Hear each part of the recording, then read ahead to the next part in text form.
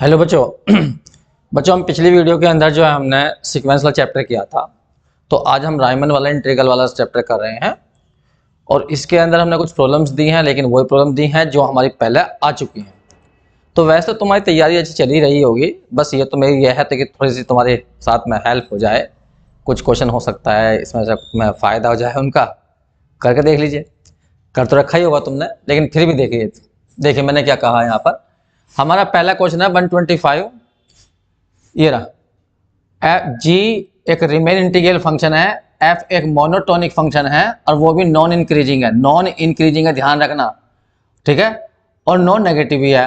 फिर उसने कहा है कि इस इंटीग्रल की value A to B F G ये बोनेट थ्योरम है, बोनेट थ्योरम। तो मैंने यहाँ पे लिख दिया कि अगर एफ यहाँ नॉन इंक्रीजिंग है तो यहाँ एफ आएगा, अगर ये नॉन डिक्रीजिंग होती तो यहाँ पर एफ भी आता और ए टू सी आ जाएगा। लिख दिया मैंने, बोनेट मीन वैल्यू थ्योरम का स्टेटमेंट है ये।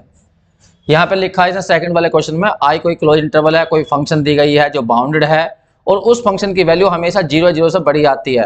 तो यदि कोई फंक्शन हमेशा 0 से बड़ी वैल्यू रखती है तो उसका इंटीग्रेशन भी हमेशा ही 0 से बड़ा आएगा। मैंने एग्जाम्पल करके दिखाया। देखो ये एक्स लिया हमने, सिंपल सा वैसे एक्स की वैल्यू ए टू बी भरना कुछ भी हमेशा पॉजिटिव रहेगा, क्योंकि ये लोअर लिमिट है, ये अपर लिमिट है। तो एक्स की जगह भर के देखिए पॉजिटिव ही आएगा। मान लो यहाँ पे 1 से लेकर 2 तक इंटीग्रेशन है, तो यहाँ पे फंक्शन के अंदर रखोगे एक्स यहाँ 1 फिर 1.2, तो ये पॉजिटिव रहनी फंक्शन, मतलब फंक्शन पॉजिटिव ली गई है। इंटीग्रेट करो तो ये भी 100% पॉजिटिव आएगा, क्योंकि बी बड़ा होगा ए से। और यहाँ पर देखिए एक मैंने फंक्शन लिया 0, तो जब 0 लिए इंटीग्रेट करा तो फिर 0 आ जाएगा। तो मैं ये बताना चाह रहा हूँ कि अगर फंक्शन 0 से बड़ी है तो उसका इंटीग्रेशन 100% 0 से बड़ा आता है, नेगेटिव नहीं आता है। दूसरा है 127 में, एफ कोई फंक्शन दी गई है जो बाउंडेड है और एफ एक्स की वैल्यू 0 बताई है उसने, फंक्शन की वैल्यू 0 है एक्सेप्ट k1 k2 kn इन पॉइंटों को छोड़कर जो क्लोज इंटरवल ए बी के अंदर है। तब वो कह रहा है इसका इंटीग्रेशन बताइए कितने के बराबर आएगा। तो देखिए मैंने यहाँ पे दिखाया ए टू बी हमारा इंटीग्रल है और k1 k2 kn कुछ पॉइंट है इसके अंदर। उसने कहा यहाँ पर फंक्शन जो है, यहाँ पर फंक्शन की वैल्यू इस जगह है, यहाँ 0 है, फंक्शन की वैल्यू यहाँ 0 है, यहाँ 0 है, यहाँ 0 है, ठीक है। लेकिन k1 k2 kn इन पॉइंटों पर फंक्शन की वैल्यू 0 नहीं है। तो कोई बात नहीं, हमें इंटीग्रेट करना था तो हमने ऐसे टुकड़ों में तोड़ दिया। एक बार a टू k1, k1 से k2 ऐसा करते चले गए kn से लेकर b तक। तो a से k1 के बीच में, इसके बीच में फंक्शन की वैल्यू कितनी है 0, तो 0 भर दिया, ये भर दिया। k1 और k2 के बीच में फंक्शन की वैल्यू कितनी है 0, तो यहाँ 0 भर दी, इंटीग्रेट करा, सारा आंसर क्या आ गया 0 आ गया, क्वेश्चन कंप्लीट हो गया। और देखिए 128, ए बाउंडेड फंक्शन f जो रिमेन इंटीग्रेबल है क्लोज इंटरवल ए बी में, if the set of its point of discontinuity. तुमने पढ़ा होगा, मैंने बताया था कि यदि कोई फंक्शन मोनोटोनिक होती है, याद रखा करो इन बातों को, यदि कोई फंक्शन मोनोटोनिक होता है चाहे वो इंक्रीजिंग हो डिक्रीजिंग, हमेशा ही इंटीग्रेबल होती है वो।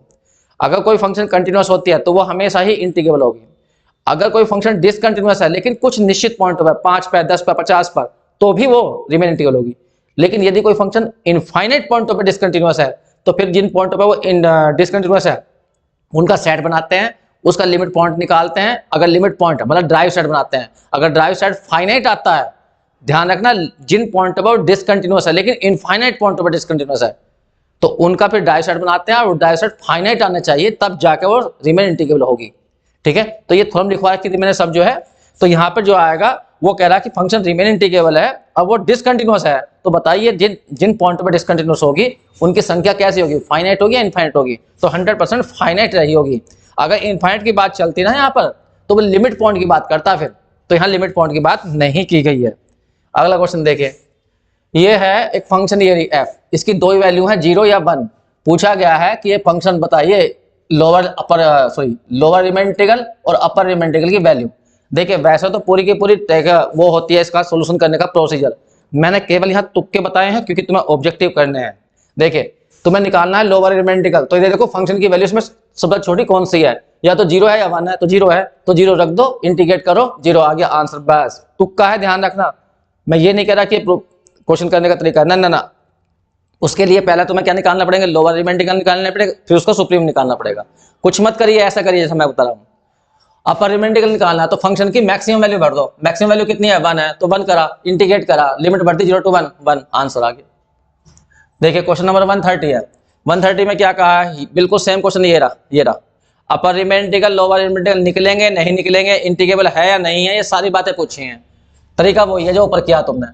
अपर लिमिट इंटीग्रल निकालना तो फंक्शन की मैक्सिमम वैल्यू 1 है, इंटीग्रेट करो 1 आएगा, तो अपर लिमिट इंटीग्रल बनाया और लोअर लिमिट इंटीग्रल 0 आया, और दोनों बराबर नहीं है, मतलब निकल तो रहे हैं लेकिन बराबर नहीं आए, तो ये फंक्शन रिमेन इंटीग्रेबल नहीं हो सकती।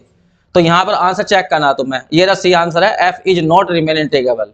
Upper lower Riemann integral does not exist, नहीं एग्जिस्ट कर रहे हैं, निकल रहे हैं, लेकिन ये आंसर है सी वाला।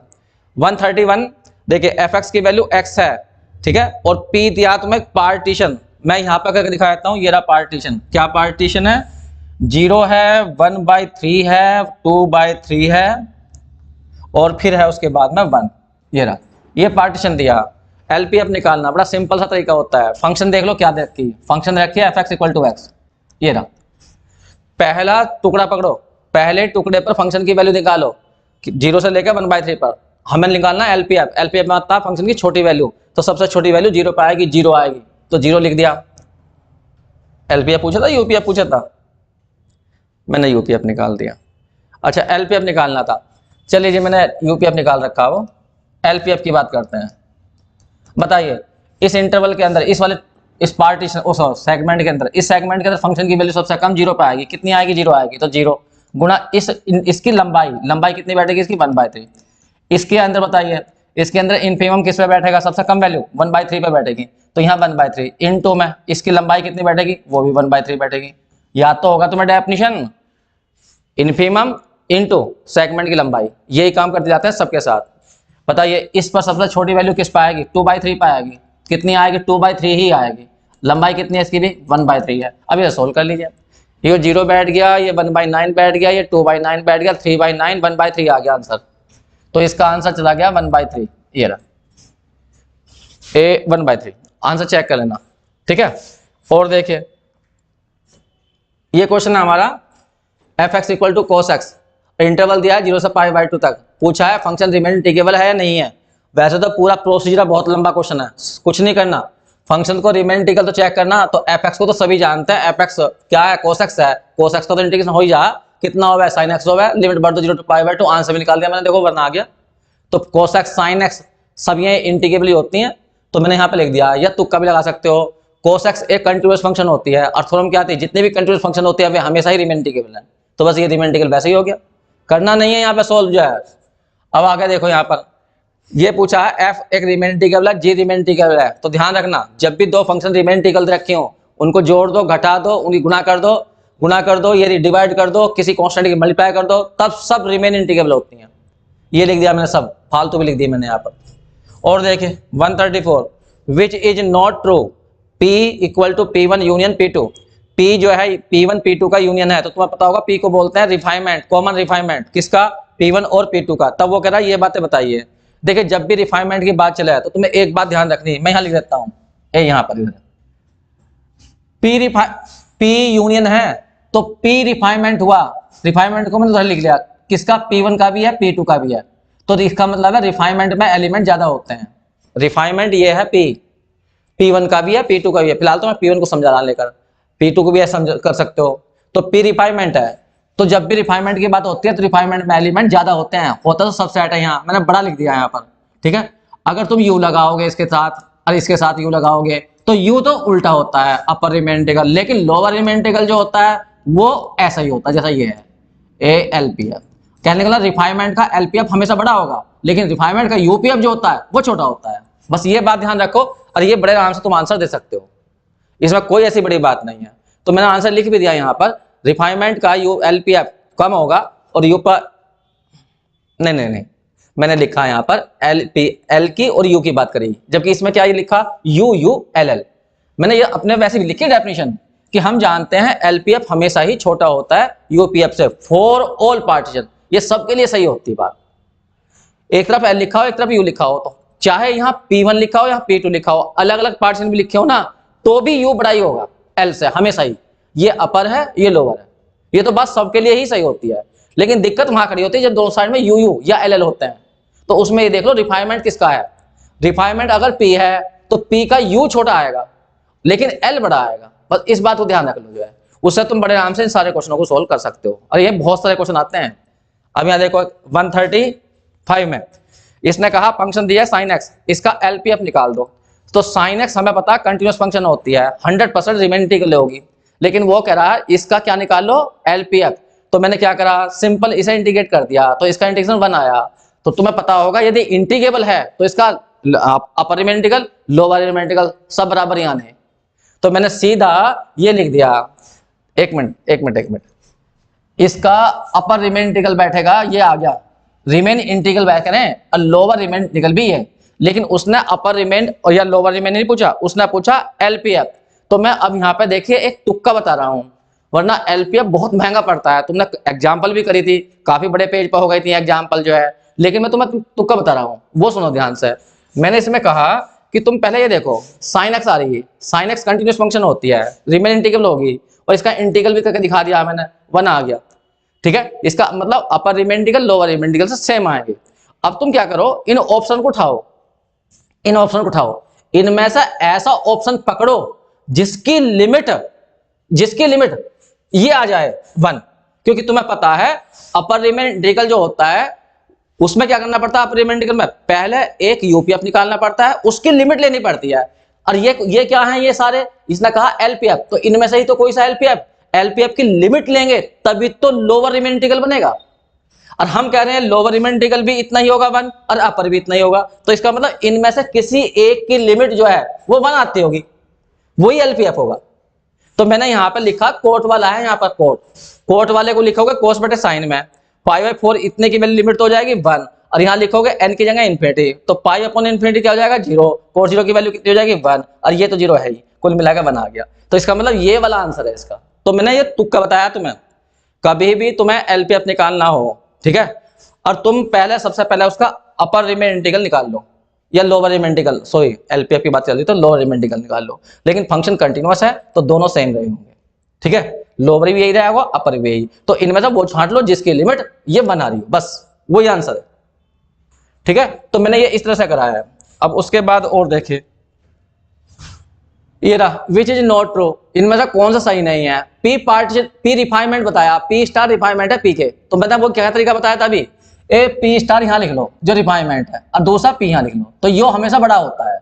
अब यू लगाओगे तो ये छोटा हो जाएगा, यू लगाओगे तो ये छोटा हो जाएगा ऐसा इधर को, और एल लगाओगे तो ये बड़ा हो जाएगा, एल लगाओगे ऐसा, और यहां पर एल और पी स्टार, बस। अब इनमें छांट लो कौन सी बात सही बैठ रही है। ये नहीं देखो मैंने लिख भी दी, वैसे तो यहाँ पे सब बातें हैं उससे लिखे देख के, लेकिन वहां पे देख लो LPF LP star less than थोड़ी होता है, एलपी स्टार तो बड़ा होता है, ये बात गलत है।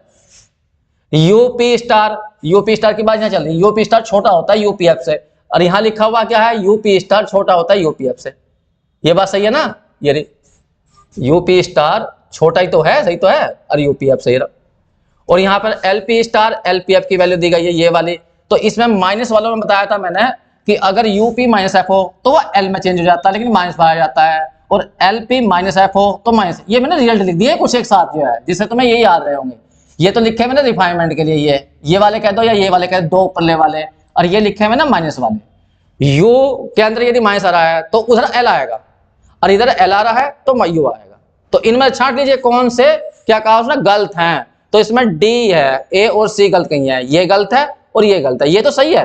ये देखो यहाँ पे रहा, ये वाली बात तो सही है, ये और ये गलत है, क्योंकि इसमें एल है और माइनस आ रहा, तो 100% दूसरा यू होता, यू है तो एल आएगा, एल है तो यू आएगा माइनस वाले में। ठीक है, अब देखो 137 में क्या कहा, पी रिफाइनमेंट है, पी का बिल्कुल सेम, इनमें छांटना बस, पूरा रिफाइनमेंट वाला अपना आप छांट लेना। ऐसे ही 138 में रिफाइनमेंट की नहीं माइनस वाली बात की गई है, तो माइनस वालों में इनमें से कोई सा होगा, इन दोनों में से चेक कर लो जाए। देखो क्या कहा, माइनस एलपीएफ यहाँ लिखा हुआ, तो माइनस एलपीएफ बराबर होगा यूपी माइनस एफ के, तो ये वाला आंसर सही है बी। तो बहुत सिंपल सा क्वेश्चन है, कोई ऐसी बड़ी बात ना। और देखिए 139 में अब यहाँ कहा एफ एक्स की वैल्यू कोस एक्स है साइन एक्स है, इंटरवल दिया 0 से लेकर π/4 तक का, और पूछा यूपीएफ। अब या तो यूपीएफ रटोगे तुम, वरना मेरा तुक्का ध्यान दो। मैं क्या करता हूं, मैं केवल इतनी सी बात करता हूं, यहां पे यूपीएफ की बात की गई है, तो इसमें ये देखो कोस बड़ी वैल्यू देगी या साइन बड़ी वैल्यू देगी। कोस बड़ी वैल्यू देगी 0 और π/4 के बीच में, क्योंकि कोस 0 की वैल्यू 1 जाएगी, साइन 0 की 0 जाएगी, और π/4 पे दोनों की सेम होती है, तो बड़ी जो वैल्यू देगी वो कोस देगी। और हमसे बात पूछी गई है यहाँ यूपीएफ की, तो पहले मैंने अपर रिमेन इंटीग्रल चेक कर लिया इसका तुक्के से। अपर रिमेन इंटीग्रल के लिए हमने कोस डाल दिया, अगर लोअर की बात चलती यहाँ पे तो मैं साइन डालता, ठीक। तो यहाँ मैंने कोस डाला, उसको इंटीग्रेट कर लिया 1/√2। अब मैं चेक करूंगा इनमें से किसकी लिमिट 1/√2 बैठ रही है, बस वही मेरे लिए आंसर है। तो मैंने इसमें देखा ये वाला है, देखो इसमें ये सेम हो रहा है, तो इतने की तो वैल्यू 1 हो गई। और यहाँ पर n की जगह देखो यहाँ थोड़ा दिखाया मैंने, ये n से n कट जाएगा, यहाँ 0 भरोगे तो ये बैठेगा 2 cos पाई बाई कितनी 1/8 साइन पाई। लिखने में गलती हो कहीं, इसने यहाँ गलती रखी, पाई होना चाहिए था यहाँ पाई है, ये पीछे पाई, ये पाई है, तो यहाँ पाई आएगा ना, ये पाई आएगा, ये रहा। तो इतने की लिमिट तो 1 होगी, इसमें n से n कट गया तो यहाँ आ गया π/8, और यहाँ पर n की जगह इन्फिनिटी पर हो गया तो ये 0 हो गया, तो 2 cos π/8 sin π/8, तो ये फॉर्मूला बन गया किसका, sin 2 वाला, तो sin π/4 हो गया। sin π/4 की वैल्यू क्या आती है 1/√2, सही है। तो अगर तुम्हें अपर रिमेन इंटीग्रल पता है, अपर रिमेन इंटीग्रल पता है और तुम्हें यूपीएफ छाटना है, तो कुछ नहीं करना है, जो आंसर रखे हो उनमें देख लो किसकी लिमिट इतनी बैठ रही है बस।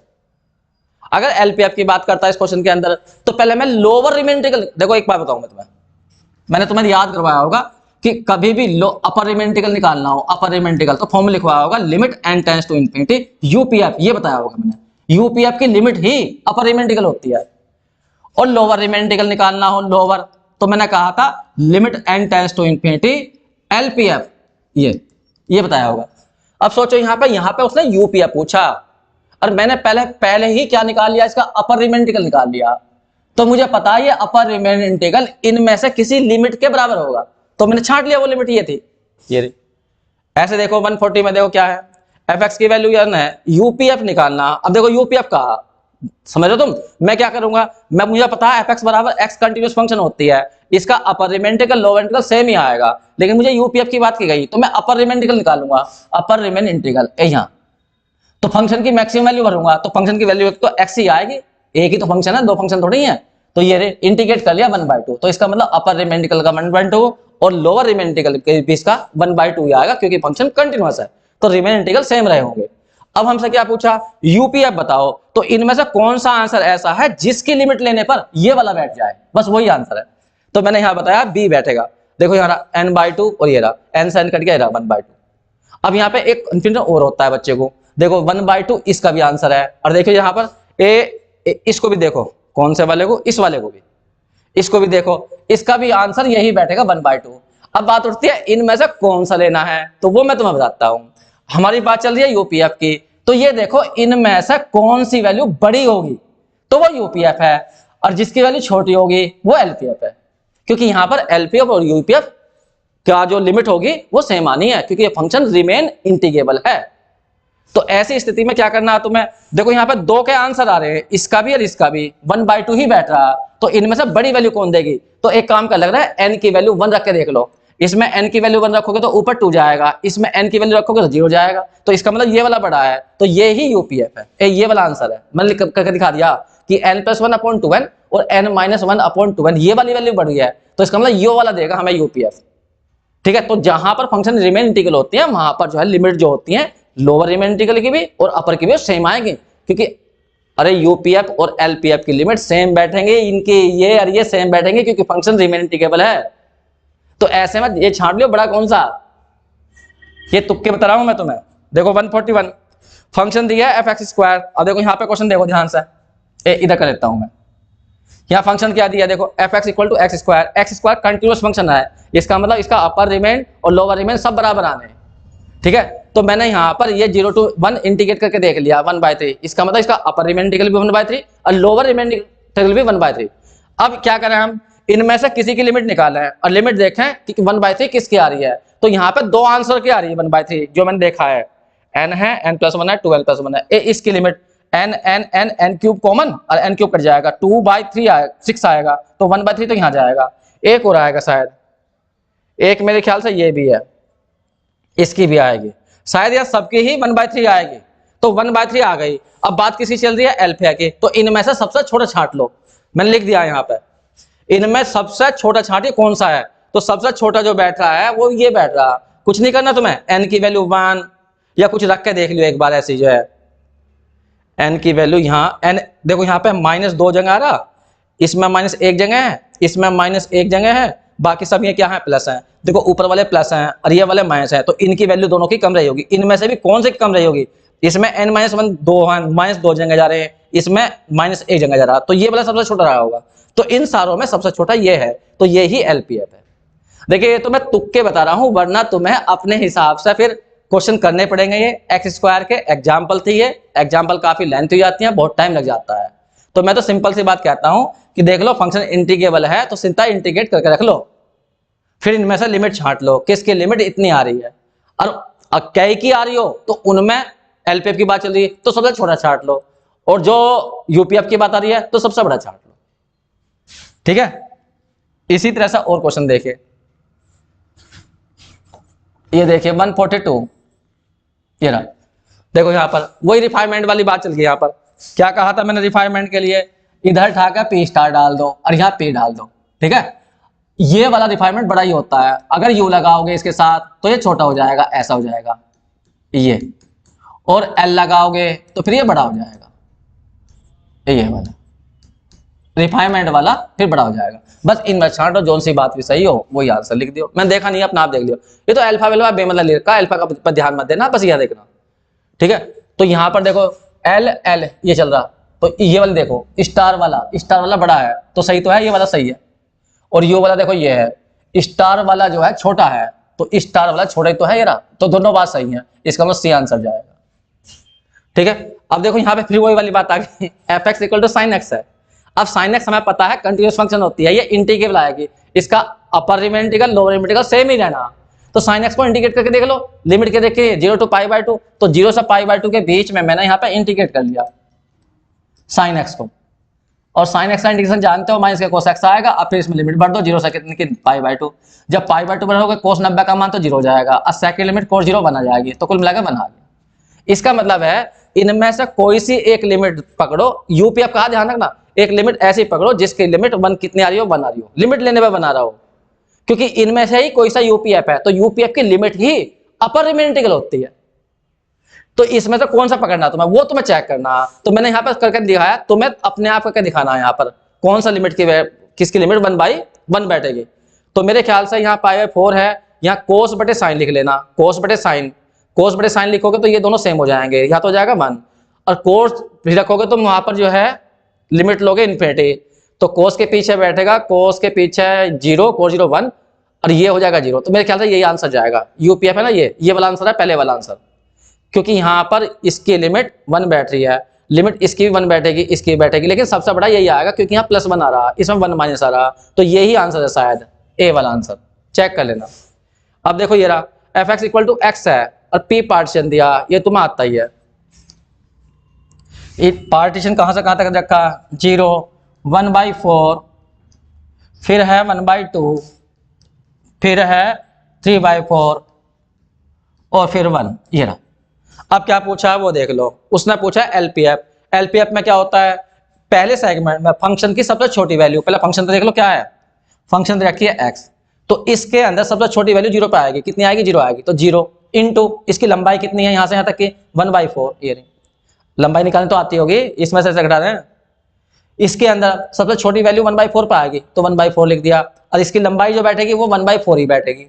यहाँ देखो इसके अंदर जो फंक्शन की सबसे छोटी वैल्यू बैठेगी 1/2 पे बैठेगी, तो 1/2 ही तो बैठेगी, f x equal to x है, अगर f x equal to x square होता तो 1/2 का स्क्वायर आता, इंटू में इसकी लंबाई डाल दो 1/4, फिर एक ये रह गया, इस पर सबसे छोटी वैल्यू बैठेगी 3/4, मैंने कहाँ लिख दी, लिखी नहीं है,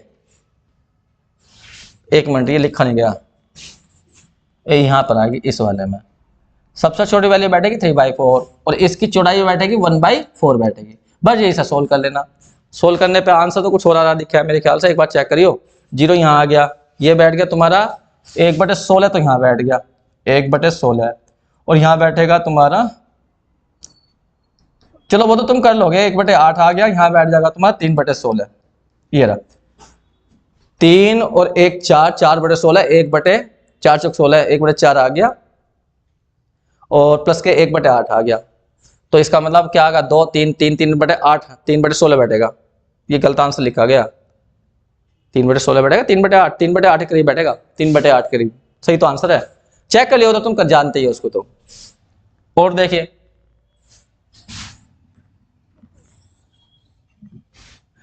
देखो यहां पर f कोई कंटिन्यूअस फंक्शन है, c उसके अंदर है, तो तुम्हें पता है यहां पर मैंने लिखवाई थी first mean value theorem. f ये लिखवाया कि a to b f(x) dx f c b minus a के इक्वल आता है, फर्स्ट मीन वैल्यू थ्योरम। यहां पर हमने प्रूफ किया था ये, यहां पर म्यू आता है म्यू, लेकिन यदि फंक्शन कंटिन्यूअस होती है तो यहां पर म्यू की जो वैल्यू आती है वो एफ सी के इक्वल हो जाती है। तो ये याद रखना स्टेटमेंट है ये। 146 पे देखो, एफ कोई बाउंडेड फंक्शन है, पी एक पार्टीशन है, क्यू रिफाइनमेंट है, तो बताओ इनमें से बात सही कौन सी है? वही वाली बात आ गई रिफाइनमेंट वाली, तो रिफाइनमेंट लिख के अपना आप चेक करके ना। 147 पे जाओ, उसने कहा एफ एक बाउंडेड फंक्शन है, पी एक पार्टीशन है, ये तो ये एक डरबक्स थ्योरम थी, डरबक्स थ्योरम का स्टेटमेंट है। डरबक्स थ्योरम का स्टेटमेंट है यूपीएफ हमेशा ही कम होता है अपर रिमेन इंटीग्रल से प्लस एप्सिलॉन, और एलपीएफ बड़ा होता है, यहाँ पर लोअर रिमेन इंटीग्रल माइनस आएगा एफ, ये जो है ना एफ लिखा हुआ एफ, तो इसे याद रखना स्टेटमेंट है ये डरबक्स थ्योरम का, लिखवाया होगा ये मैंने। और देख लीजिए यहाँ देखो ये फंक्शन दी गई है, फंक्शन की दो ही वैल्यू है 0 1, अभी बताया था इसे मैंने, इंटरवल है ये गलती लिखा हुआ 0 to 1 इंटरवल है, तो एलपीएफ निकालना यूपीएफ निकालना। अभी तुम्हें बताया था एलपीएफ निकालना हो तो क्या करते हैं, ध्यान दीजिए। देखो अगर यहां पर वो कहता अपर रिमेन इंटीग्रल निकालो तो मैं ये चक्कर नहीं करता कुछ भी, ना ना ना ना, अपर रिमेन इंटीग्रल में तो बस सीधा इंटीग्रेट कर देता मैं। 0 to कितनी है 1 है, तो अपर की बात चल रही है, तो सबसे बड़ी वैल्यू कौन सी है 1 है, तो 1 dx, तो ये तो बैठ जाता मेरा अपर रिमेन इंटीग्रल, और लोअर रिमेन इंटीग्रल में 0 ले लेता, बात खत्म। लेकिन उसने एलपीएफ पूछा ना, क्योंकि एलपीएफ की लिमिट लेने के बाद लोअर रिमेन इंटीग्रल बनता है, तो एलपीएफ पूछा। अब सोचो हम इस समय 0 to 1 दिया हमें, मैं लिख दिया मेरा 0 to 1, एक मिनट, ये 0 और ये 1, ये है, ये हमारा इंटरवल है, इसके हमने छोटे छोटे टुकड़े करे, हर टुकड़े के अंदर फंक्शन की वैल्यू सबसे कम कितनी आएगी, देखो 0 आएगी, तो 0 इंटू इस टुकड़े की लंबाई, मैंने वैसे लिख दिया डेल्टा x1। फिर अगला टुकड़ा, इस टुकड़े के अंदर फंक्शन की सबसे कम वैल्यू कितनी है 0, तो 0 इंटू डेल्टा x2 इस टुकड़े की लंबाई, ऐसा करते जाओ पूरे के, बस सोल्व कर दो, क्योंकि यहाँ 0 आ रहा तो सब गुणा करने में 0 आ जाए। वैसे तो मैंने इन जनरल तुम्हें पार्टीशन सेगमेंट बनाने सिखाए थे कि पार्टीशन लेते कैसे हैं। अगर लंबाई पूरे की 0 to 1 है तो लंबाई बैठेगी 1, और 1 के n पार्ट कर लेते हैं तो 1/n हो जाते हैं, तो हर टुकड़े की लंबाई 1/n लेके चलते हैं। लेकिन हमें यहाँ सॉर्ट करने हैं, उस तरह का प्रोसीजर नहीं करना, हमें तो कल्पना करनी है पहले सेगमेंट के अंदर फंक्शन की वैल्यू सबसे कम कितनी होगी, क्योंकि फंक्शन की वैल्यू दो ही तो है, 0 है या 1 है, तो कम 0 होगी 0। इस टुकड़े की लंबाई कितनी होगी डेल्टा x1, अगले टुकड़े के अंदर सबसे छोटी वैल्यू कितनी होगी फंक्शन की 0 होगी, लंबाई कितनी होगी ये होगी, बस। यूपीएफ निकालना है तो हर टुकड़े में फंक्शन की वैल्यू 1 जाएगी, क्योंकि मैक्सिमम वैल्यू 1 है, उसे सोल्व कर लेंगे। देखो मैंने क्या करा यूपीएफ में, यहाँ 1 यहाँ 1 यहाँ 1, तो डेल्टा x1 बचा, डेल्टा x2 बचा, डेल्टा x1 बचा। अब बताओ इस पूरे की लंबाई कितनी होगी, जब इन सबको जोड़ दोगे, तुम इन सबको जोड़ दोगे तो पूरी लंबाई बैठेगी 1 - 0, कहने का मतलब 1 - 0 1 आ जाएगी, तो यूपीएफ तो जाएगा 1 और एलपीएफ जाएगा इसका 0, ये लिखा मैंने। 149 पर जाओ, ये फंक्शन दी गई है, डिफाइन ऐसा करिए f(x = x²), इंटीग्रेट करने को कह रहा 0 to 1, ये क्वेश्चन गलत लिखा हुआ, ये क्वेश्चन ही गलत लिखा हुआ, ये क्वेश्चन गलत है। यहाँ जाओ देखो, ये बड़े क्वेश्चनों में होते हैं बच्चों, ये बड़े क्वेश्चन थे, हो सकता है मैंने करवाए होंगे, ध्यान भी नहीं है ये क्वेश्चन जो है, वैसे तो मैंने यहाँ करके दिखाया, लेकिन मैंने यहाँ तुक्के से करके दिखाया, लेकिन फिर भी मैं तुम्हें कहूंगा कि ये एग्जाम्पल है बड़े वाले, जिन पर फंक्शन जो होती है बहुत सारे पॉइंटों पर डिसकंटिन्यूअस होती है, ठीक है, वहां पर ड्राइव सेट बनाया जाता है, फिर ड्राइव सेट बनाने के बाद देखते हैं ड्राइव सेट के अंदर पॉइंट कितने हैं, वो ड्राइव सेट का फाइनाइट है या इनफाइनाइट है, फाइनाइट होता है तो रिमेन इंटीग्रल, इनफाइनाइट होता है तो फिर हम कह नहीं सकते, तो ये वो क्वेश्चन है, तो मैंने थोड़ा सा करके दिखा दिया वो वाला क्वेश्चन जो है। अगर वरना ऐसे क्वेश्चन हो गए 3-4 क्वेश्चन नहीं है, इनके रिजल्ट याद रखना। इसने यहाँ पे कहा एफ(x) की वैल्यू 2r(s) नहीं है, x है, 2r(x), ये, और इंटरवल दिया है ये, तब वो कह रहा कि f को इंटीग्रेट करके दिखाओ 0 to 1 के बीच में, तो उसकी वैल्यू तुम्हें बतानी है, नॉन नेगेटिव आएगी, पॉजिटिव आएगी, नन ऑफ दी जाएगी या 0 आएगी।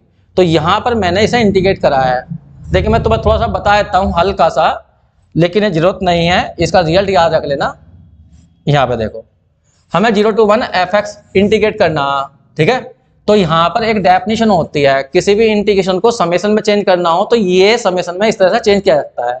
क्या करते हैं, एक तो लिमिट लिख देते हैं, समेशन लगा देते हैं, r की वैल्यू 1 to n। अब यहाँ पर जो इंटीग्रेशन हमारा 0 to 1 था, तो यहाँ पर ये वाली लिमिट डाल देते हैं 1/r+1 और ऊपर डाल देते हैं 1/r, और यहाँ पर जो फंक्शन की वैल्यू थी वो थी 2rx, तो यहाँ पे लिख दी। मतलब इस इंटीग्रेशन को समेशन में तोड़ लिया। ठीक है, ये तरीका होता है, अब नहीं बता रहा मैं फिलहाल, तो मैंने वहां बताया होगा तुम्हें। अब इसको फिर यहाँ पे इंटीग्रेट कर लिया, इंटीग्रेट करने के बाद में इसकी वैल्यू ये बैठ गई। अब इस समेशन को खोल दिया, समेशन में क्या अंदर r की वैल्यू 1 रखी, 2 रखी, n तक रख दी, ये खोल दी। फिर उसके बाद में इसकी लिमिट लेनी होती है, लेकिन पहले इसका सम निकालना पड़ेगा तभी लिमिट ली जाएगी। तो r की जगह 1 रखा तो ये बना, 2 रखा तो ये बना, 3 रखा तो कुछ और बनेगा, n रखने पे ये आ गया लास्ट वाला। अब इनमें क्या करा मैंने, जो पहले वाले थे, कहाँ भाग रहे हैं, जो पहले वाले थे ये पहले वो तो एक जगह डाल दिए। नहीं, ऐसे नहीं किया। इसमें क्या करा, पहला ये रहा, दूसरा ये रहा, फिर ये रहा, ऐसे इकट्ठे करते गए, तो लास्ट टर्म को यहाँ लिखा है, इससे पहले टर्म ये रही। अब इसमें क्या करा, 1 तो ऐसे लिखा, इन दोनों को ऐड करा, इन दोनों को, ये 1/2 है, माइनस के 1/4 है, तो इसका आएगा 1/4। ऐसे फिर ये 1/3 वाला और ये वाले एक साथ ऐड कर दिए, तो ये बैठ जाएगा। लास्ट वाले टर्म को ऐसे ही छोड़ दिया। ये वहां मैंने करवाया होगा, बड़े क्वेश्चन में आता है। अब इसका जो सम होता है, इसका इस पूरी सीरीज का जो सम होता है वो होता है π²/6। ये लाप्लास वाले चैप्टर में था, लास्ट वाले चैप्टर में, वहां पे इसका प्रूफ था इसका बाकायदा। और यहाँ पर हम जब इसकी लिमिट लेंगे, इसकी लिमिट, तो वो बैठती है इतनी, ये तो हो गया π/6, यहाँ बैठ जाती है इसकी लिमिट 0, क्योंकि नीचे n² आएगा, n² है ना यहाँ पे, यो स्क्वायर चढ़ा हुआ, तो ऊपर से n कॉमन, नीचे से n², तो एक है नीचे बचेगा, लिमिट लोगे तो वो 0 बैठ जाएगी। तो इसका आंसर आता है π²/6। कहने का मतलब पॉजिटिव आता है इसका वैल्यू, तो इसका याद रख लो, इसका आंसर ये π²/6 आएगा। और देखिए ध्यान से 151, देखो वही क्वेश्चन आ गया। f कोई रिमेन इंटीग्रल फंक्शन है लेकिन नॉन नेगेटिव है, नॉन नेगेटिव का मतलब फंक्शन की वैल्यू 0 से बड़ी है, तो उसके इंटीग्रल की वैल्यू भी 0 से बड़ी आएगी। और देखिए 152 पे एवरी मोनोटोनिक फंक्शन, तो मैंने तुम्हें बताया था जितने भी मोनोटोनिक हैं, कंटिन्यूअस हैं, डिसकंटिन्यूअस, लेकिन डिस्क्रिमिनेट फाइनाइट पॉइंटों पर वो सब रिमेन इंटीग्रल होती हैं। 153 पे आ जाइए, फंक्शन f(x) = x² रखा, बताओ रिमेन इंटीग्रल है नहीं है, ये तो वैसे दिखाई दे रही। f(x) = x² क्या होती है, कंटिन्यूअस फंक्शन होती है, और कंटिन्यूअस फंक्शन हमेशा ही रिमेन इंटीग्रल होती है। 154 पे आ जाइए, उसने कहा ये बताइए ये किसके बराबर होती है, तो अभी तो बता रहा था मैं कि जो यहाँ पे नॉर्म लिख दो या लिमिट लिख दो, एक ही बात है, ऐसे लिख दो या ऐसे लिख दो। अगर यूपीएफ की तुम लिमिट लेते हो n टेंड्स टू इन्फिनिटी पर, तो वो अपर रिमेन इंटीग्रल बन जाता है, ये नॉर्म कह दीजिए, क्योंकि नॉन टेंड्स टू 0 या n टेंड्स टू इन्फिनिटी दोनों एक ही बात होती है। ऐसे ये है, एलपीएफ की लिमिट ले दो या नॉर्म लिख दीजिए, ठीक है, तो वो लोअर रिमेन इंटीग्रल होता है। तुमने दोनों डेफिनेशन लिख दी हैं और इनमें से आंसर जाएगा ये, क्योंकि यूपीएफ आ रहा है यहाँ पर। अब आता है 155 पर, वो कह रहा ऑक्सीलेशन। ऑक्सीलेशन सभी जानते हैं, यूपीएफ माइनस एलपीएफ कर दीजिए, ये ऑक्सीलेशन कहलाता है, इसे डब्ल्यू से दिखाते हैं, ठीक है। तो यहाँ पर जो ऑक्सीलेशन है, ये भी ऑक्सीलेशन है ऊपरले वाला भी, ये भी ऑक्सीलेशन है। यहाँ पे ऑक्सीलेशन का सुप्रीम लिया गया है, यहाँ पर लिया गया है इनफीमम, है लेकिन दोनों ऑक्सीलेशन, तो इसका आंसर सी है। और देखिए 156, देखो यहाँ पे ए स्टार क्या दिया है, ए और ए स्टार दो पार्टीशन है किसी क्लोज एंड बाउंडेड इंटरवल के, जिसमें ए स्टार जो है, देखो यहाँ दिया ए स्टार रिफाइनमेंट है, तो बताओ कौन सी बात सही होगी। तो मैंने लिख दिया रिफाइनमेंट हमेशा ही बड़ा होता है ए से, और इसका यू लगाओगे तो छोटा हो जाएगा, तुरंत यू लगाओगे तो छोटा हो जाएगा, यू और ए स्टार ये छोटा हो जाएगा इधर को, और एल लगाओगे तो ये बड़ा हो जाएगा एल। तो रिफाइनमेंट का तो यही तरीका याद रखिए, एकदम तुरंत आंसर जाते हैं आंसर। और देख लो बस यहाँ पे ये बोल रहा कौन, ये तो ना यूपीएफ एलपीएफ की कहाँ बोल रहा है, बस ये बोल रहा कि रिफाइनमेंट है तो इसमें एलिमेंट ज्यादा होंगे तो यो बड़ा होगा इससे, तो ये वाला आंसर जाएगा बी वाला। और देख लो 157 पर, इसके अपर और लोअर निकालने फंक्शन ये है, ठीक है। अब यहाँ पर देखो ध्यान देना, अब अपर और लोअर रिमेन इंटीग्रल पूछ रहा, यूपीएफ नहीं पूछ रहा, अपर रिमेन इंटीग्रल, ठीक है। तो यू अपर रिमेन इंटीग्रल के लिए क्या करना पड़ेगा, हमें फंक्शन की दो वैल्यू पता है, तो इनमें से देखना होगा कौन सी बड़ी है, जो बड़ी होगी उसको इंटीग्रेट कर दो, तो वो तो हो जाता है हमारा अपर रिमेन इंटीग्रल, और जो छोटी वाली वैल्यू होती है उसे इंटीग्रेट कर दो तो वो बन जाता है लोअर रिमेन इंटीग्रल, ठीक है। तो मैंने यहाँ पे तुम्हें बताया, देखो एक तो फंक्शन की रखी ऊपर वाली और एक रखी नीचे वाली, मैं थोड़ी देर के लिए ऊपर वाली को f(x) मान लिया, कुछ और मान लियो f(1) कह लियो, लो और दूसरे वाले को मैंने gx मान लिया। अब मुझे देखना इनमें से बड़ी कौन सी है, क्योंकि जो बड़ी होगी वो ही अपर रिमेन इंटीग्रल में काम करेगी और जो छोटी होगी वो लोअर में काम करेगी। तो मैंने इनको बड़ी छोटी करने के लिए क्या करा, इन दोनों को माइनस करा, लेकिन स्क्वायर करके माइनस करा, क्योंकि अंडर रूट आ रहा है ना, वरना घटेंगे नहीं है। तो मैंने इसका स्क्वायर कर लिया, इसका स्क्वायर कर लिया, ये सोल्व कर लिया, तो ये वाली वैल्यू बैठ गई। अब ये वाली बात जो है वो इस x पर डिपेंड हो गई। क्यों? क्योंकि अगर इस x की वैल्यू 1 से बड़ी हुई तो ये तुरंत नेगेटिव हो जाएगी, और x की वैल्यू 1 से छोटी हुई तो ये पॉजिटिव रहेगी। तो इसका मतलब क्या हुआ, अगर ये पॉजिटिव हुआ तो ये वाली बड़ी, अगर ये नेगेटिव आई तो फिर ये छोटी। भाई दो चीज में घटा रहे हो तुम, तो अब दोनों को घटा करने के बाद में ये पॉजिटिव आ रहा तो ये वाली बड़ी है। ठीक है, तो ये जो डिपेंड है वो किस पर डिपेंड है, 1 पर डिपेंड है। किस पर डिपेंड है, 1 पर। तो हम क्या कर लेते हैं, जैसे हमारा दिया था इंटरवल, क्या दिया था, कहां गया, 0 से 1 तक का। हाँ, तो फिर तो कोई दिक्कत ही नहीं। इंटरवल कितना है, 0 से 1 तक, तो इसका मतलब x की वैल्यू 1 से कम ही रहनी है। जब x की वैल्यू 1 से कम रहनी है तो पॉजिटिव ही आना है। ये लिख दिया मैंने, x की वैल्यू 0 और 1 के बीच में है तो ये पॉजिटिव ही आना है। इसका मतलब ये वाली बड़ी है इससे, तो fx बड़ी है gx से। अब तुम्हें क्या निकालना वो देखो, तुम्हें निकालना था यहाँ पर अपर निकालना, अपर। तो इसके अंदर बड़ी वाली फंक्शन डाल दो अपर वाले में। अपर वाले में बड़ी कौन सी, fx वाली। fx वाली कौन सी, ये f1 वाली, f1 कर दो, ये लिख दिया, बस ऐसे इंटीग्रेट कर दो। ये तो फॉर्मूला होता है डायरेक्ट, फॉर्मूला होता है x/2 under root 1 - x square plus के 1/2 साइन इनवर्स x का, और इसमें लिमिट भर दो, ये सोल्व कर दिया तो पाई/4 आ गया। अब तुम्हें लोअर रिमेन इंटीग्रल निकालना, तो अब ये देख लो लोअर में छोटी वैल्यू कौन सी है फंक्शन की, छोटी वाली है gx वाली, ये लिख दिया, ऐसा इंटीग्रेट कर दो। अब इसका इंटीग्रेशन तुम जानते हो, x² आ जाएगा, लिमिट भर देना 0 to 1, तो 1 - 1/2 आंसर आ जाएगा 1/2, ये आ गया आंसर। तो इस तरह से तुम आंसर छांट सकते हो, कोई बड़ी बात नहीं है। अब देखो यहाँ पे फिर वही वाली बात आ गई रिफाइनमेंट की। ठीक है, ये तुम अपना आप कर लेना। और देखिए ये दिया है फंक्शन की दो वैल्यू हैं, एक x है एक -x है, रेशनल है तो ये है, इरेशनल है ये है, तो कंटिन्यूस बताओ। तो तुम्हें वैसे चैप्टर इसने क्वेश्चन गलत दे दिया, ये रिमेन इंटीग्रल का नहीं है, कि कंटिन्यूटी का चैप्टर है। तो मैं तुम्हें एक बात बताई थी, जब भी ये रेशनल इरेशनल की बात चला है, ये देख लग रहा हो कि ऐसा पॉइंट क्या होगा जिस पर फंक्शन की वैल्यू दोनों सेम आएंगी। अगर x की वैल्यू 1 हुई तो ऊपर 1 आएगा, फिर नीचे -1 आएगा, दो लें तो ऊपर 2 आएगा, नीचे -2 आएगा। 0 पर देखो, 0 पर यहां भी 0 बनेगा, यहां भी 0 बनेगा, इसका मतलब 0 पे कंटिन्यूस जाएगी, क्योंकि left hand limit right hand limit सब सेम आ जाएंगे फिर इसकी। ठीक है, तो 0 पर कंटिन्यूस है, 0 पर।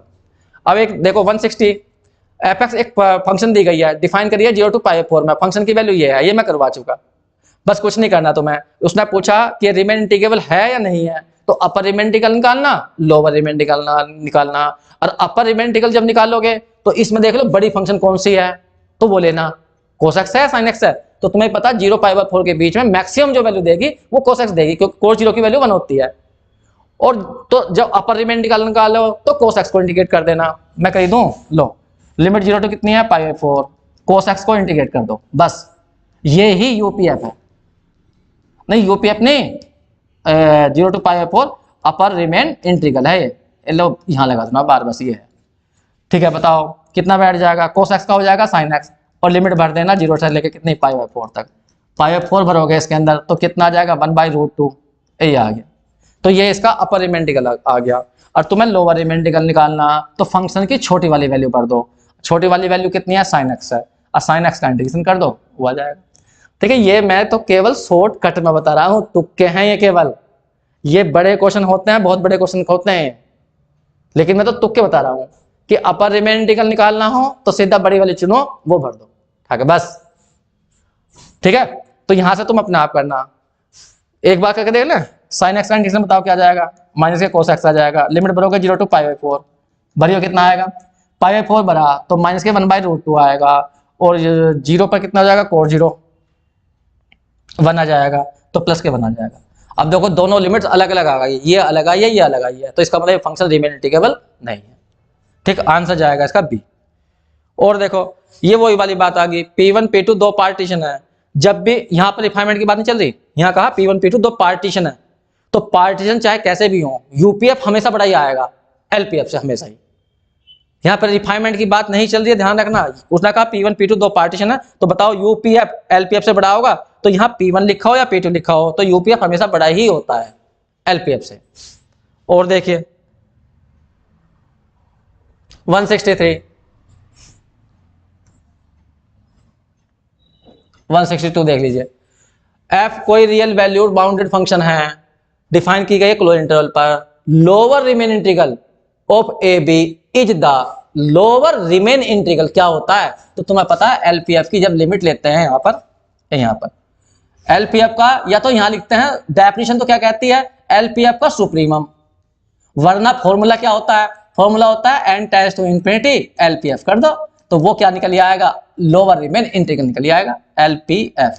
ये तो क्वेश्चन तो हम ऐसा करते हैं, लेकिन डेफिनेशन में यहाँ सुप्रीमम होता है, और जो अपर रिमेन इंटीग्रल होता है उसमें यूपीएफ का इन्फिमम होता है, वरना लिमिट लेकर हम सोल्व करते हैं क्वेश्चनों को, तो यहाँ पर सुप्रीमम आएगा।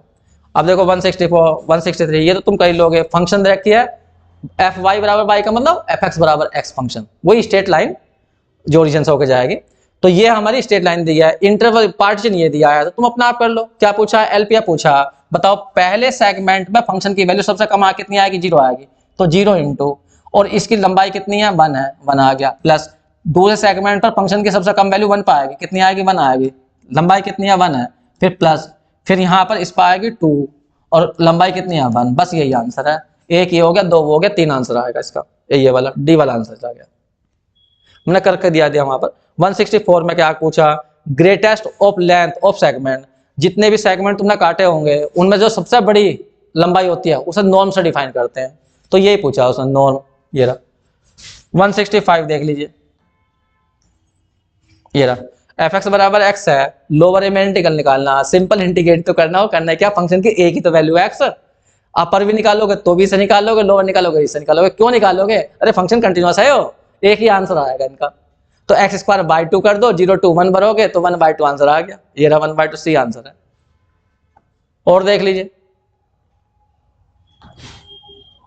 नीचे ले आता हूं मैं, ये रहा, अब ये क्वेश्चन है, उसने कहा एफ कोई रिमेन इंटीग्रल है और उसने एक लिमिट लिखी है, ये वाली ये लिमिट, ठीक है, तो ये एक अभी जो है पहले तो तुम्हारे सिलेबस में था नहीं, वो है भी नहीं सिलेबस में तुम्हारे, लेकिन जो अभी सैम चला है, सैम के अंदर होता है कि इस लिमिट को इंटीग्रेशन में कन्वर्ट कर सकते हैं, तो उसने वो लिमिट को इसको, जो मैंने अभी ये क्वेश्चन बीच में करवाया तुम्हें, आर वाला क्वेश्चन नहीं करवाया था, मगर इंटीग्रेशन को समेशन में चेंज कर सकते हैं, तो वो ये फॉर्मूला होता है, तो इसके द्वारा तुम उल्टा भी कर सकते हो, इंटीग्रेशन में कन्वर्ट कर सकते हो। तो वह कह रहा अब इसकी वैल्यू बताओ, इसकी वैल्यू, तो इसकी वैल्यू को बताएं हम तो इसकी वैल्यू बता देंगे, तो इसकी वैल्यू जब इंटीग्रेट करते हैं इसकी, तो वो जो आती है ना इसकी वैल्यू जो सोल्व करने के बाद आती है, वो h के बराबर आती, नहीं वैल्यू नहीं पूछ रहा, इसने पूछ रहा कि h की वैल्यू क्या होगी, जो h लिखा हुआ यहाँ जो h लिखा हुआ, तो h की जो वैल्यू होती है वो b-a/n होती है। h जो होता है वो सेगमेंटों की लंबाई होती है, हर सेगमेंट की लंबाई, और ज्यादातर हम जब क्वेश्चन करते हैं तो n पार्टीशन बनाते हैं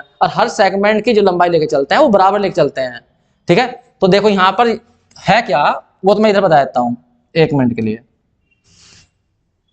यहां पर इंटरवल दिया गया है a to b, अगर पूरी लंबाई को पूछने लगा तो b-a है, और हमें इसके n टुकड़े करने, तो हर टुकड़े की लंबाई कितनी लेनी, तो b-a/n लेनी, यही h होता है, तो h जो है ये इन टुकड़ों की लंबाई है यहाँ पर, तो h का मतलब ये बैठेगा b-a/n, इसे ध्यान रखना।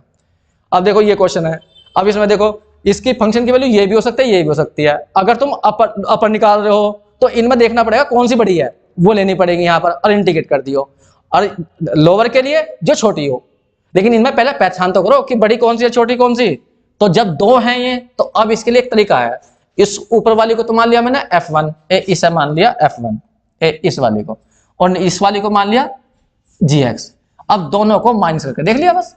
अब देखो पहले वाले क्वेश्चन में क्या करा था, हमने इसको क्या करा था, क्यों करा था, वहां पे 1 में अंडर रूट आ रहा था, यहाँ पे अंडर रूट है ही नहीं, तो सिंपल माइनस करके देख लो। अब जैसे ही हमने माइनस करा कट फिट गया, तो ये बन गया।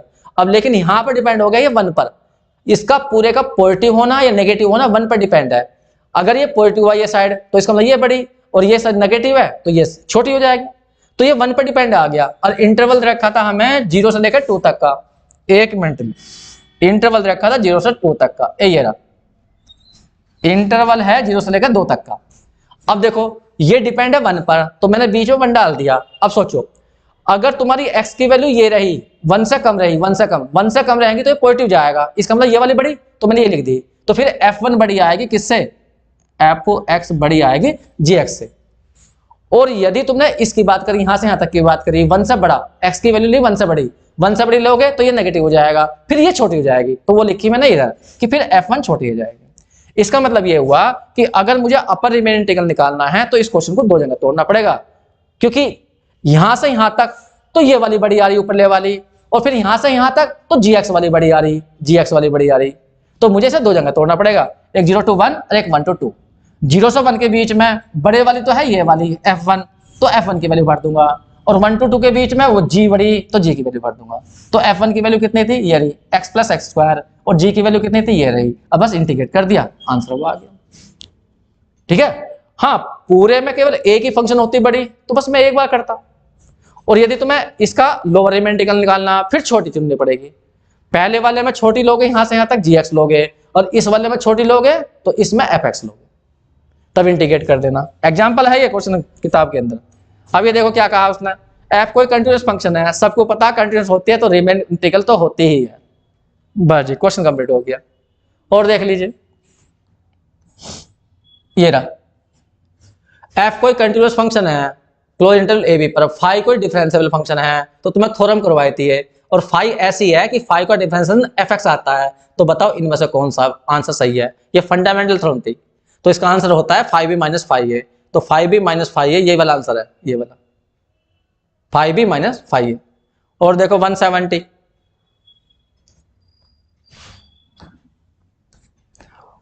जी एक बाउंडेड फंक्शन है और एंड आर क्या है, पार्टीशन है किसी क्लोज इंटरवल ए बी का, वो तो रिफाइनमेंट वाली बात चल गई, और आर डैश क्या है, रिफाइनमेंट है, वो तो तुम जानते ही हो।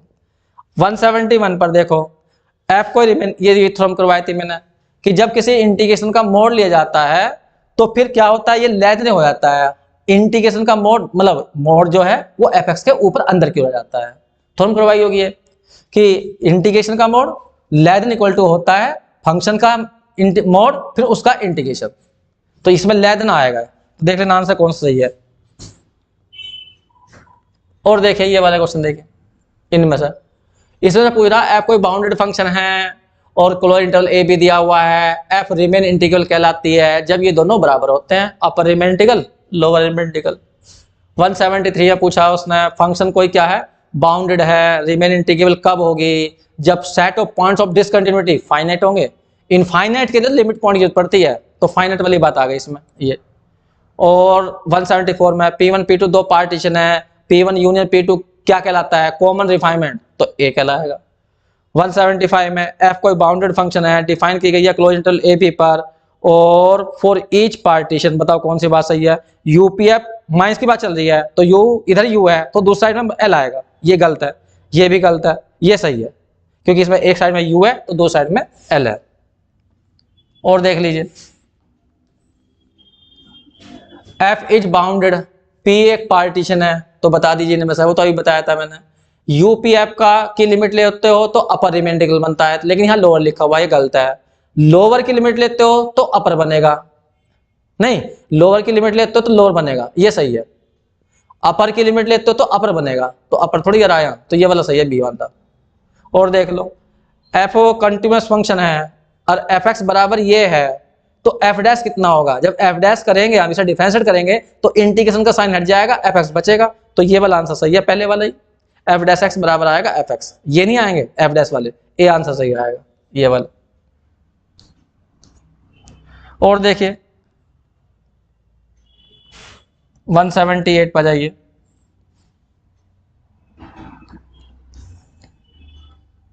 देखिए एफ एक्स कोई फंक्शन है, बाउंडेड है, P1 P2 दो पार्टीशन है और P2 बड़ा है P1 से, तो समझ जाओ रिफाइनमेंट की बात चल रही है, तो P2 यहाँ पर रिफाइनमेंट है, मैंने लिख दिया P2 यहाँ पे क्या है, रिफाइनमेंट है। फिर P2 को ध्यान में रखा है, सोच लो, तो रिफाइनमेंट का यूपीएफ हमेशा छोटा होता है, यूपी और एलपीएफ जो होता है रिफाइनमेंट का वो बड़ा होता है, बस उसके सारा आंसर देख लो कौन सा बैठ रहा।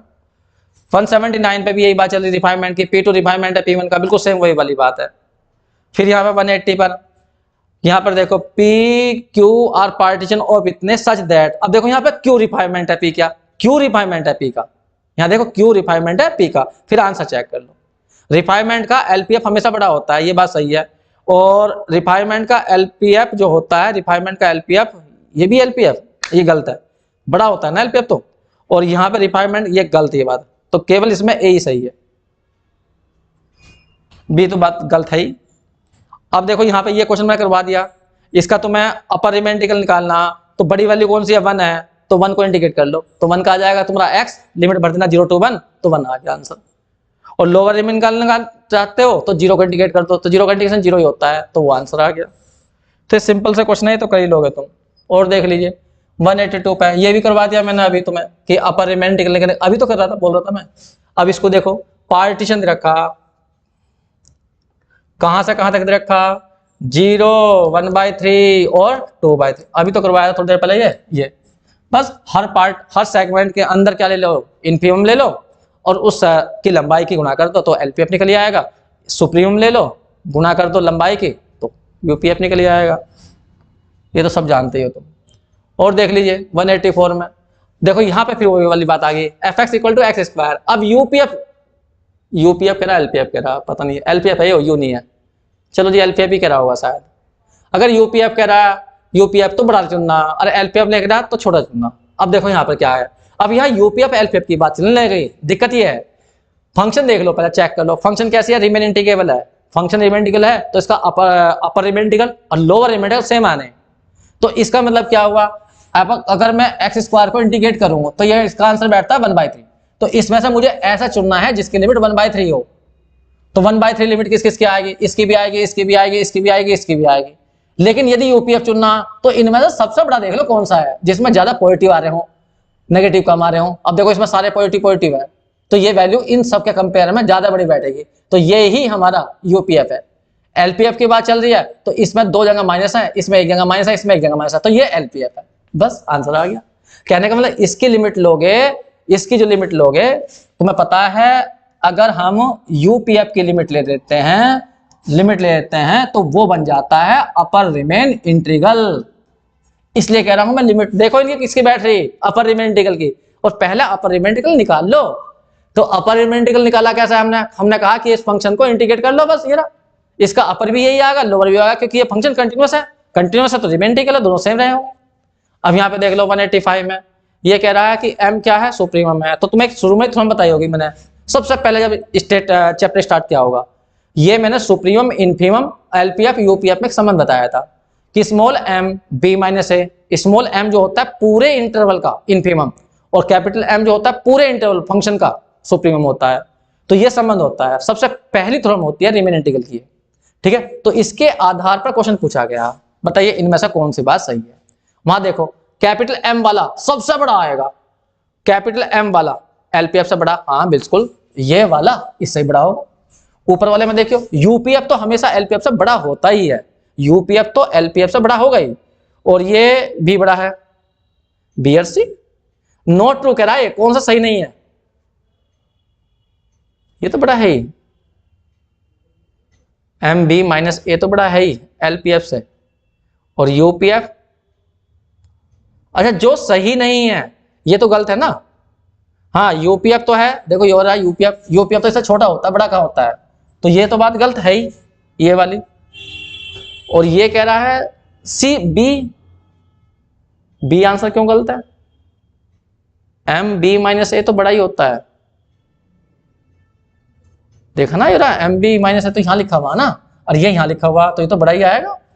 पता नहीं कैसे कह रहा है अभी ये, देख लेना। हमारे हिसाब से तो आंसर ये है, या तो यहाँ पे ये ऐसा हो रहा होगा, ऐसा इस टाइप का, तभी सही बैठ, गलत हो सकता है, वरना मेरे हिसाब से तो आंसर फिर सी आ रहा है, बी डी नहीं आ रहा। चलो यहाँ पे देखो विच इज ट्रू, वो तो तुम्हें पता ही है, बस एल है तो दो साइड में माइनस आना चाहिए। लेकिन यहाँ पे देखो, यहाँ पे ये रहा एल, और यहाँ पे यू, और यहाँ पे क्या रहा एल और माइनस यू, और यहाँ पे यू और यहाँ माइनस एल, सारे सही हैं, all the above. 187 F x की वैल्यू तो कई बार कर चुका मैं, बस 188, ये भी वही है, रिफाइनमेंट वाला है ये रहा। रिफाइनमेंट का यूपीएफ छोटा होता है, ये बात गलत है, रिफाइनमेंट का यूपीएफ जो होता है, रिफाइनमेंट का यूपीएफ छोटा होता है, ये सही है। रिफाइनमेंट का यूपीएफ सही, ये तो बेकार है। रिफाइनमेंट का यूपीएफ जो है इस वाले के बराबर नहीं होता, हमेशा ही छोटा होता है, तो ये वाली बात सही है, बी वाला। बस बच्चों हैं, और ये तुमने करवाई दिया सब जो है, ये 188 करवा चुका मैं सभी ने, इन्हें देख लेना एक बार। इसे बता देता हूँ, एक मिनट इस वाले को बता देता हूँ, इस वाले को, इसे देखो यहाँ पर लोअर रिमेन इंटीग्रल पूछा, लोअर रिमेन इंटीग्रल इधर लगाया इसने, तो बस इनमें छोटी वैल्यू चुन लो। तो छोटी तो अपना आप ही दिखाई दे रही, एक्स स्क्वायर बड़ी होगी, एक्स क्यूब बड़ी होगी, और छोटी एक्स स्क्वायर होगी, एक्स स्क्वायर को इंटीग्रेट कर लो बस।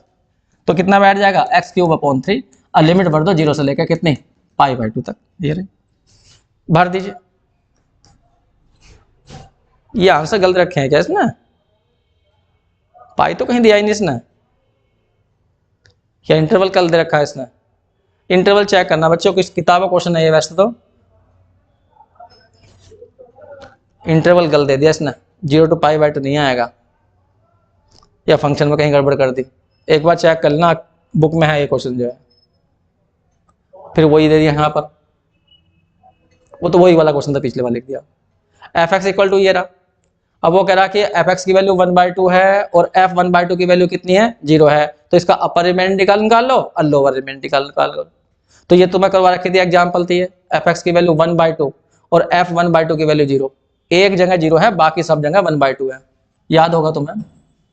इंटरवल दिया है 0 से लेकर 1 तक, बस केवल 1/2 जहां रहा होगा वहां पर फंक्शन की वैल्यू 0 है, यहां पर फंक्शन की वैल्यू 1/2 पे 0 है, बाकी सब पे क्या है 1/2 है।